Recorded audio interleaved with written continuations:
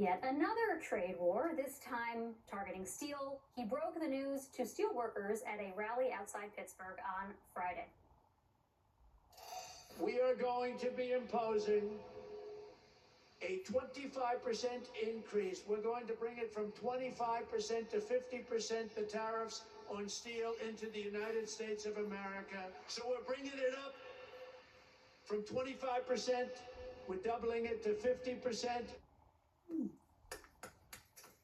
The president then praised the potential merger between U.S. Steel and Japan-based Nippon Steel, promising the deal would increase steel production, though he previously had opposed that very same merger.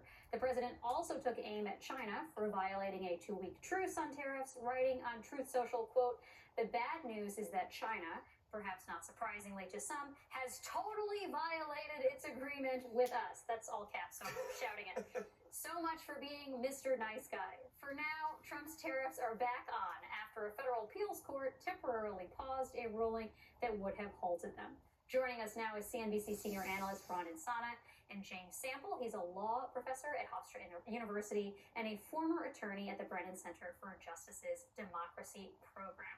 Let me just say that was me clapping because I was being sarcastic about the fact that Donald Trump is announcing we're winning with the 50% steel tariffs. You don't want more tariffs? You do want. I am not I was going to say I am not an economist and I don't work in the steel business, but from what I've learned covering tariffs, it's not a good thing.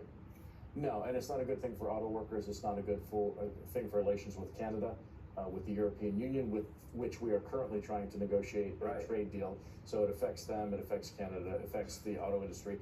And to a certain extent, it may partially protect the U.S. steel industry, but probably not. We've gone down this road before, and it's not really a net benefit to the U.S. economy in any way, shape, or form. Yeah, I mean, U.S. Steel basically put itself up for sale after having been rescued previously by Trump's rounds of tariffs back in his first term.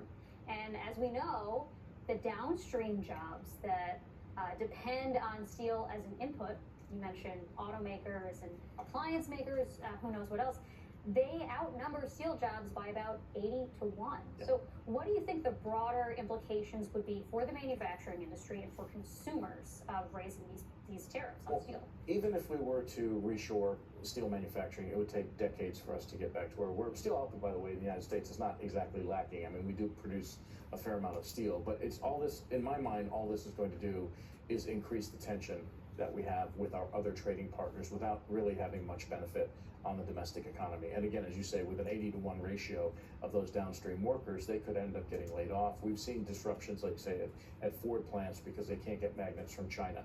And so there was a 1-week shutdown of one of their plants that it had F-150s, I believe. And so this is just more of the same chaos and confusion that we see on a day-to-day, minute-to-minute basis with the policies that the president's been imposing. James, how is it that the president continues to do all of this unilaterally? What kind of power is Congress supposed to have here, and why does it seem they've just completely given it away? Well, the answer to the question why they've given it away is because they are basically at the beck and call of the president these days. I mean, President Trump can do no wrong in the eyes of the Republican Congress at this stage, as the three of you know well.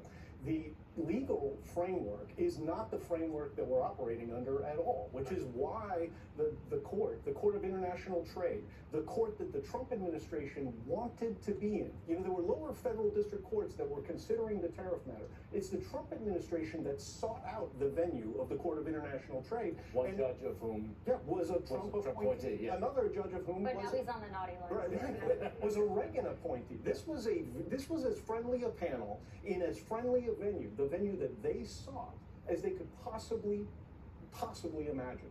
And they lost big. Now, that's stayed administratively for now, but that's really just an administrative stay. That's standard practice for the Court of Appeals to take some time and look at this. But legally speaking, this is schoolhouse rock stuff. Congress passes the legislation, and that includes tariffs. The president signs it into law or vetoes it. But we are not operating Well, in that world because he has no interest in that world. I mean, the Constitution even says that That's right. Congress is supposed to regulate trade with foreign nations. Absolutely. So why isn't Congress regulating trade with foreign nations? Well, it's been happening for decades, is what I was going to add to that, is that Congress has been relinquishing power more and more to this authority of the presidency. It didn't start with Trump, and certainly it's not going to be reined in with Trump. That's absolutely true. You know, there's this theory, the unitary executive theory, and the president and his advisors, whether you're talking about Stephen Miller or Russ Vought, you know, they are all in on this theory that the president is this unilateral figure, and that any limit on presidential power is problematic. Well, that's actually the system that the founders set up, right? They set up checks and balances because they fought a revolution against a country that said the king can do no wrong. A lot of the things that Trump wants to do, or that the administration wants to do, they do have some power. He has some power in some of these areas. Some of the tariffs, right? There's some maneuverability there. But what he doesn't have is the power to do things as quickly as he wants to do them without any input from any other branch. And so then he claims that it's, you know, a judicial coup when the judiciary has the audacity to press the pause button. Ron, you mentioned earlier, you know, how this could possibly impact our negotiations with other countries, like the EU. What do you think is likely going to happen here? How are they going to respond? Well, they've already prepared a list of potential tariffs themselves, retaliatory tariffs against the United States, if indeed this affects them adversely. We had the breakdown in talks with China now, although we never really had a deal with China. We had a pause, which is really a more accurate description of what's going on between these two countries. And so in every case that we see, this particular now slightly more aggressive move is going to have, it's going to slow down talks between the United States and the European Union. It's going to affect our conversations with Canada, from which we get a fair amount of steel, and it may affect other country conversations as well. And so, you know, we've been promised 20 deals over the course of the last couple of weeks, and we've seen I thought it was zero. 200. Well, 200 total out of the 195 countries in the world. Yeah. I thought it was 90 deals, 90 days. Yeah, No? and so it's, it just complicates matters worse. And we'll see with respect to the financial markets tomorrow night when the futures open on a Sunday evening, whether or not there'll be any response to the increase in steel tariffs and then some of the other conversations that we've heard. Can I just play for you what Peter Navarro said about this decision that came out of the court? Take a listen. Obviously, the trade advisor, Peter Navarro. Look, the tariffs remain in place. The court told us, they didn't all but tell us, they told us, go do it another way.